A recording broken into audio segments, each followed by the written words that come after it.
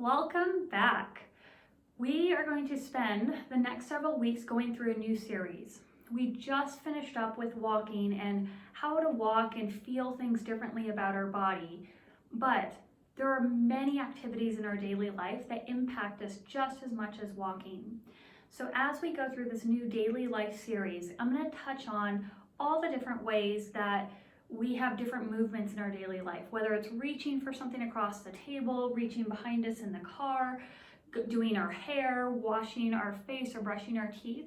I want to go through what are some of the common things that we do, common movements, and how we position ourselves that either can free us up and make those things easier and pain-free, or what are some of the habits and common threads that I see in people that keep us in that fight or flight mode, that keep us locked up, that keep us in pain, that keep us ramped up so that we can't calm down.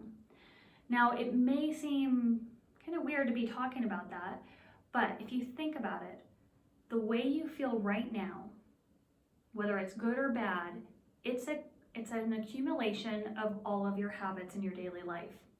When you were a little kid, when you were roly-poly, moving around, you didn't think about your movements. No one had told you at that point that you needed to act or behave a certain way. You just acted.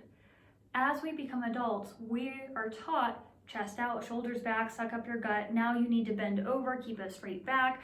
You need to keep your gut sucked in, because if you don't keep your gut sucked in, you're not going to be strong, you're not going to be stable. But a lot of those things I have to tell you end up actually hurting you.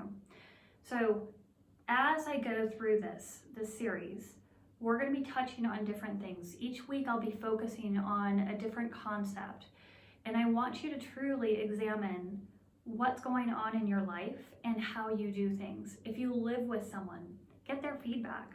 It may be a little bit hard to hear, some negative feedback from someone, or, positive, or however it turns out to be, but it can be really valuable if you want to change your life and how you feel. Daily life activities shouldn't hurt you, and it shouldn't tighten you up, but they often do, just because of how we position our body to do them. So please join me on the next several weeks as we go through the daily life series. Today we're just focusing on becoming more aware. Look at yourself. When you get up in the morning, how do you roll out of bed? How do you sit on a toilet? How do you brush your teeth?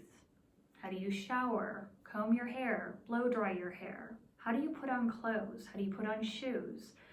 These are all daily habits that happen within typically the first hour of waking up, or maybe the first couple hours of waking up, but the repetitive things that happen every single day. And if you are doing them in such a way that it tightens you up or leads to tissues pinching together to create pain, that doesn't serve you. And why not learn a new way of existing? Think about, what do you do then if you have to drive somewhere to work? How do you get into your car?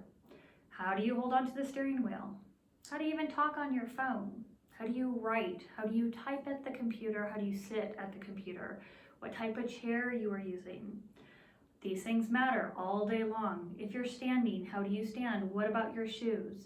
We've covered some of the topics, like what types of shoes and how to sleep, but we'll still be touching base on those things because they're really important. Then when you eat, how do you eat? Do you stand up? Do you sit down? Do you prepare food? Do you cook?